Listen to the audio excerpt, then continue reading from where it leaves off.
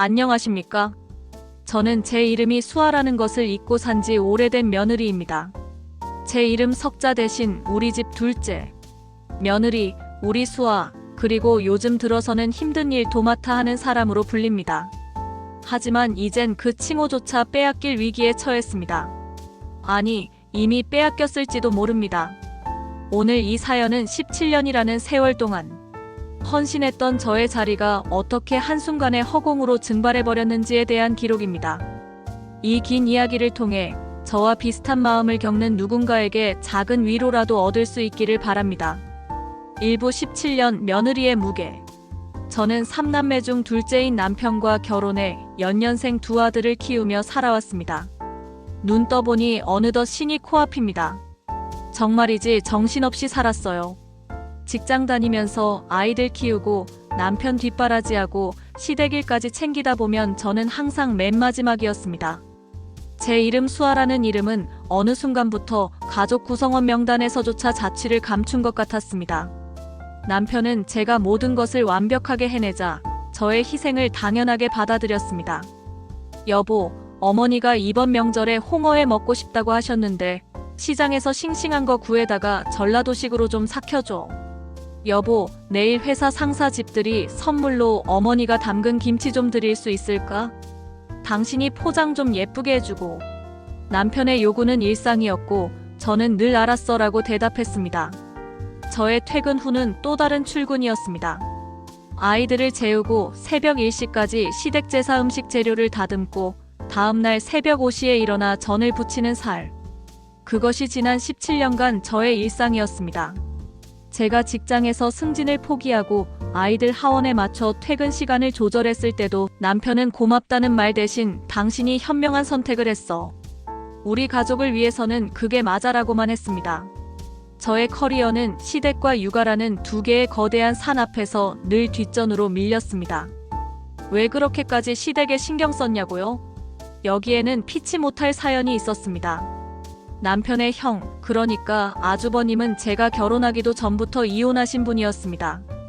아주버님은 이혼 후에도 시부모님과 함께 살았지만 살림이나 대소사를 전혀 챙기지 못했고 그저 홀로 계신 아들일 뿐이었습니다.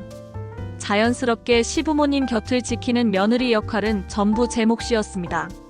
명절 음식 준비의 총괄부터 제사상 차림, 시부모님 병원 조문, 친척들의 크고 작은 잔치, 심지어 사돈 집안 행사까지 무슨 일이든 시어머니는 우리 수아가 없으면 큰일 나, 우리 수아가 제일 야무지다 하시며 저를 찾으셨습니다. 시어머니는 매년 설날 아침 저의 부은 손을 잡아주시며 우리 수아야, 내 덕분에 우리가 체면을 살린다. 고생 많았다, 내 새끼라고 말씀하셨습니다. 그 말씀 한마디, 그 따뜻한 손길 한 번이 저의 17년을 지탱하는 에너지원이었습니다. 힘들지 않았냐고 묻는다면 솔직히 힘들었죠. 하지만 그만큼 시부모님이 저를 예뻐해 주셨고 남편 형님에게는 없는 맏며느리로서의 자부심도 있었기에 저는 묵묵히 헌신했습니다. 며느리로서의 존재 이유, 그것이 저의 정체성이었습니다. 잊혀진 이름 수아. 저희 아이들이 어린 때 시부모님은 손주들을 봐주지 않으셨습니다. 바쁘다, 몸이 안 좋다는 이유였습니다. 하지만 제가 새벽에 전을 부칠 때 아이들이 거실에서 칭얼거려도 저는 그들을 품에 안은 채 일을 멈출 수 없었습니다. 아이들의 재롱잔치, 운동의 날. 저는 늘 시부모님께 보낼 반찬을 만들거나 시댁의 잡무를 처리하느라 중요한 순간을 놓치곤 했습니다. 남편은 언제나 어머니 일부터 챙겨. 아이들은 내가 옆에 있어줄게라고 말했지만 결국 남편은 저의 희생을 통해 자신의 효심을 증명하려 했을 뿐이었습니다. 저는 아이들의 성장기에서 항상 바쁜 엄마로 기억되었습니다. 수아라는 이름은 희생하는 존재를 의미하는 대명사였습니다. 2부 균열의 시작, 새로운 형님의 등장. 그렇게 17년이라는 세월이 흘렀습니다. 아이들은 훌쩍 커서 중학생, 고등학생이 되었고 저는 어느덧 50대를 바라보는 나이가 되었습니다. 시댁의 모든 대소사는 저의 DNA처럼 몸에 배어 있었습니다. 그런데 얼마 전 아주버님이 7살이나 어린 여성과 재혼을 하셨습니다. 그것도 속도 위반으로 아이까지 낳으셨다는 소식이었습니다. 처음 소식 들었을 땐 저는 진심으로 축하해드렸습니다. 고생 많으셨는데 잘 되셨구나. 이제 어머니도 마음 놓으시겠지 싶었죠. 저도 아주버님이 새 가정을 이루면 제가 짊어졌던 짐을 조금이나마 덜 수 있을 것이라는 희망을 품었습니다. 하지만 그 새로운 형님 아주버님 부인이 등장하고 나서 모든 것이 달라지기 시작했습니다. 첫 만남의 낯선 말투. 처음 상견례 자리에서 만났을 때부터 형님의 말투가 제게는 좀 낯설었습니다. 그녀는 30 중반의 나이에 화려하고 트렌디한 스타일이었습니다. 저에게 건넨 첫 인사는 충격적이었습니다. 수아씨 맞으시죠? 저는 오 아주버님 이름씨 아내예요. 만나서 반가워요. 어머님께 수아씨가 이 집안 실세라면서요? 소리 많이 들었어요. 그녀는 저에게 존칭을 생략하고 마치 친한 동생에게 말하듯 수아씨라고 불렀습니다. 그때는 당황스러움에 제대로 대응하지 못했지만 이후 시댁에서 마주칠 때마다 그 말투는 계속되었습니다. 수아씨, 이건 내가 할게요.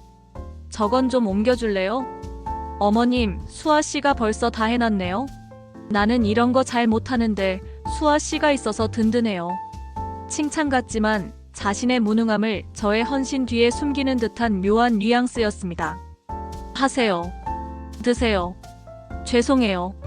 같은 기본적인 존댓말조차 없는, 심지어 감사합니다 대신 죄송해요를 쓰는 어법은 저에게는 너무나 무례하게 느껴졌습니다. 저는 속으로 그래, 요즘 세대는 좀 다르니까. 나이 차이도 있으니까. 너무 꼰대처럼 굴지 말자라며 몇 번은 그냥 넘겼습니다. 근데요. 문제는 말투보다 더 근본적인 데 있었습니다. 17년간 시부모님과 저 사이에 차곡차곡 쌓아온 정과 신뢰의 성이 그 형님 등장 이후 흔들리기 시작한 겁니다. 삼부자리를 위협하는 젊음과 싹싹함. 변화는 아주 미세했지만 저에게는 거대한 지진처럼 느껴졌습니다. 예전엔 제가 반찬 하나만 해도 시어머니는 큰 소리로 온 동네에 자랑하셨습니다. 어휴, 우리 수아 손맛은 달라. 얘가 해주면 간이 딱 맞아서 밥도둑이야. 우리 수아 같은 며느리가 세상에 어딨니? 그 칭찬에 저는 밤샘의 고통을 잊었습니다. 그런데 요즘은 형님 찬양이 넘쳐납니다. 형님은 요리 실력이 저만큼 뛰어나지 않았지만 젊은 감각과 트렌디함으로 무장했습니다. 어머님, 이건 요즘 유행하는 샐러드예요. 시판 소스랑 믹스해서 가져왔는데 저녁에 입가심으로 드세요. 오, 너는 젊어서 그런가 싹싹하네. 이런 걸 다 해오고. 수아는 맨날 묵은지, 고추장 이런 것만 하는데 너는 신선한 걸 해오는구나. 시어머니는 형님이 가져온 시판 샐러드 소스에도 감탄사를 연발하셨습니다. 제가 직접 농사지은 재료로 며칠 동안 정성껏 담근 묵은지, 김치에는 당연한 듯이 고개를 끄덕이셨던 분이 말입니다. 어느 날 시댁 거실에서 가족들이 모였을 때였습니다. 형님은 7살짜리 손자를 데려왔는데 그 아이는 시댁에 활기를 불어넣었습니다. 시부모님은 형님의 아들 새 손주를 품에 안고 놓지 않으셨습니다. 아이고, 우리 강아지. 할아버지가 우리 강아지 때문에 산다. 오, 너는 젊어서 그런가 싹싹하네. 아들이랑 손자랑 같이 오니까 집이 확 살아. 수아는 애들이 커서 그런가 집이 너무 조용했어. 저는 그 말에 심장이 쿵 내려앉았습니다. 제가 17년 동안 조용히 묵묵히 시댁을 지켰던 것이 결국 집에 활기가 없는 이유가 되었다니요. 저의 두 아들은 이미 다 커서 할머니 댁에서 얌전히 앉아있을 줄 아는 예의 바른 청년들이었지만 시부모님께는 그저 다 큰 애들일 뿐, 집을 밝게 만들 수 있는 존재는 새로 온 7살짜리 손주였습니다. 저는 거실 구석에서 텅 빈 눈으로 그 광경을 지켜봤습니다. 남편은 그저 맥주캔을 들고 TV만 보고 있었습니다. 제가 느꼈던 그 모멸감을 남편은 전혀 읽어주지 못했습니다. 사부 17년의 봉사에 대한 최후 통첩. 이러한 미묘한 변화들은 결국 저의 존재 이유를 송두리째 흔드는 충격적인 사건으로 이어졌습니다. 며칠 후 시어머니께서 저에게 전화를 하셨습니다. 평소와 달리 목소리에 묘한 긴장감이 돌았습니다. 수아야, 이번 제사가 한 달 남았지? 내가 고생이 많았어. 내년부터는 내 짐을 좀 덜어줄까 생각 중이야. 아, 드디어 시어머니가 내 고생을 인정해 주시는구나. 제사 일을 줄여주시려나 보다. 저는 내심 안도하며 대답했습니다. 어머니, 아닙니다. 제가 당연히 해야죠. 짐이라니요. 시어머니의 다음 말은 제 귀를 의심하게 만들었습니다. 아니다. 내가 너무 힘들었을 거다. 올해 제사 음식은 내가 중심 잡지 말고 새 형님이랑 내가 같이 보면 어때? 아무래도 젊은 사람이 싹싹하니 배우는 것도 빠를 것 같고, 내년부터는 내가 뒤로 빠지고 새 형님이 제사 음식을 중심 잡았으면 좋겠다. 내가 옆에서 돕는 역할을 해주고, 내가 17년 동안 했으니 이제 좀 쉬어야지. 그 말 한마디에 제 가슴이 턱 막혔습니다. 이제 좀 쉬어야지. 그 말은 감사한 위로가 아니라 저를 더 이상 이 자리에 필요 없는 사람으로 치부하는 통보였습니다. 17년 동안 밤잠 설쳐가며 지켜온 제사상의 맏며느리 자리를 단지 점다는 이유, 싹싹하다는 이유 하나만으로 새로 온 형님에게 넘기라는 말이었습니다.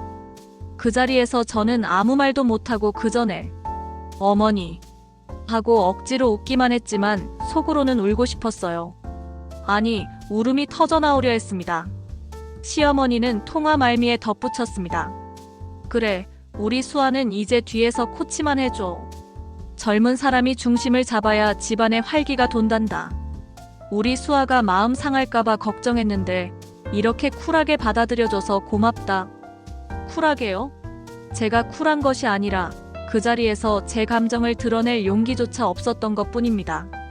저는 전화기를 내려놓고 한참 동안 멍하니 벽을 바라봤습니다. 제 17년은 고작 코치 역할로 강등될 만큼 가벼운 것이었을까요? 오부 17년의 무게, 자리를 놓지 못하는 이유. 그날 밤 남편에게 이 이야기를 했습니다. 남편은 대수롭지 않게 대답했습니다. 잘됐네, 여보. 당신 고생하는 거 나도 마음 아팠는데 이제 좀 편해지겠네. 어머니가 당신 아끼는 마음에서 그러시는 거지. 저는 남편에게 소리쳤습니다. 당신은 내가 왜 힘들어하는지 몰라. 편해지는 게 문제가 아니야. 그 자리는 단순한 일터가 아니었어. 그 자리가 내 17년의 존재 증명이었다고. 내가 그동안 이 집안에서 인정받고 사랑받았던 유일한 이유였다고. 그 자리를 잃으면 나라는 사람의 존재가 사라지는 거야. 남편은 제 분노를 이해하지 못하고 오히려 저를 나무랐습니다. 여보, 왜 이렇게 쪼잔하게 굴어? 남들은 시댁일 덜게 돼서 좋아할 일이야. 당신이 너무 자리를 탐내는 거 아니야? 시누이도 아니고 형님한테 넘기는 건데 그렇게까지 감정 상할 일이야? 어머니 마음 다치게 하지 마. 자리를 탐낸다, 쪼잔하다는 남편의 말은 저의 억울함에 기름을 부었습니다. 누군가는 그까짓 자리 하나 가지고 왜 그래? 오히려 잘 됐잖아. 이제 덜 힘들게 됐네라고 말할지 모릅니다. 근데요, 저는요, 그저 한 번쯤은 수아 덕분에 지금까지 잘 버텼다. 그동안 고생 많았다. 내가 해온 헌신을 우리가 잊지 않는다. 그런 한마디가, 그 따뜻한 말 한 줄이 너무너무 듣고 싶었던 겁니다. 그 자리를 놓기 싫은 이유는 욕심이 아니라 그 자리에 제 17년의 모든 희로애락, 저의 청춘과 헌신이 묻어있기 때문입니다. 새 형님은 젊고 싹싹해서 예쁨을 받을 자격이 있습니다. 하지만 저의 17년은 무엇으로 보상받아야 할까요? 저의 고생은 이제 쉬어도 될 정도로 가볍게 취급당하고 형님의 싹싹함은 집안에 활기를 주는 긍정적인 요소로 찬양됩니다. 결국 시부모님께 저는 오래도록 일해온 고생스러운 사람일 뿐 사랑스러운 가족 구성원은 아니었던 걸까요? 저는 문득 제가 시부모님께 예쁨을 받은 것이 아니라 봉사의 대가로 칭찬을 받았다는 사실을 깨달았습니다. 제가 일을 멈추는 순간 그 칭찬도, 그 예쁨도, 저의 존재 자체도 모두 멈춰버리는 덧없는 것이었습니다. 육부제사상에서의 마지막 확인. 제사날이 다가왔습니다. 저는 시어머니의 지시대로 조용히 보조 역할을 했습니다. 하지만 저의 손놀림은 여전히 빠르고 정확했습니다. 형님은 어설픈 솜씨로 전을 부쳤고 재료 손질은 서툴렀습니다. 저는 옆에서 묵묵히 코치를 했습니다. 형님, 동태전은 기름을 조금 더 많이 두르셔야 해요. 시금치는 소금 넣고 살짝 데쳐야 색이 살아요. 형님은 짜증 섞인 말투로 대답했습니다. 네, 수아씨. 알았어요. 아, 근데 수아 씨는 왜 이렇게 손이 빨라요? 나는 아무리 해도 이렇게 안 되던데. 수아 씨는 이런 일이 체질인가 봐요. 이런 일이 체질? 이라는 말은 저의 헌신과 노력에 대한 모욕이었습니다. 제가 체질이라서 17년 동안 해온 것이 아니라 가족의 안정을 위해 눈물을 참고 버텨온 것인데. 하지만 그날의 하이라이트는 제 사상 앞에서 벌어졌습니다. 시어머니는 친척들에게 형님을 소개하며 자랑했습니다. 아이고, 우리 큰 며느리가 들어오니 집안이 화사해졌어. 이번 제사 음식은 우리 새 며느리가 젊은 감각으로 중심을 잡아서 그런지 더 깔끔해. 그리고 시어머니는 저에게 눈짓을 하셨습니다. 수아야, 너는 이제 쉬어라. 애들 밥이나 챙겨. 너도 17년 동안 했으면 질릴 때 됐지. 그때 제 옆을 지나가던 시누이 남편의 여동생과 저에게 귓속말로 속삭였습니다. 언니, 솔직히 형님이 젊고 싹싹해서 엄마도 기분이 좋은 거지. 언니는 너무 베테랑이라 재미가 없잖아. 이제 짐 덜었다고 생각하고 편하게 살아. 저는 그 순간 세상이 저를 향해 등을 돌렸다고 느꼈습니다. 저는 그 자리를 묵묵히 떠나 거실 구석의 제자리로 돌아왔습니다. 17년이라는 세월이 준 상실감과 배신감은 그 어느 때보다 무거웠습니다. 저는 이제 잊혀진 사람인가요? 저는 어디로 가야 할까요? 이 사연을 듣는 청취자분들은 저에게 어떤 이야기를 해주고 싶으신가요? 마지막으로 오늘 이야기가 마음에 닿았다면 구독, 좋아요, 알림 설정 부탁드립니다.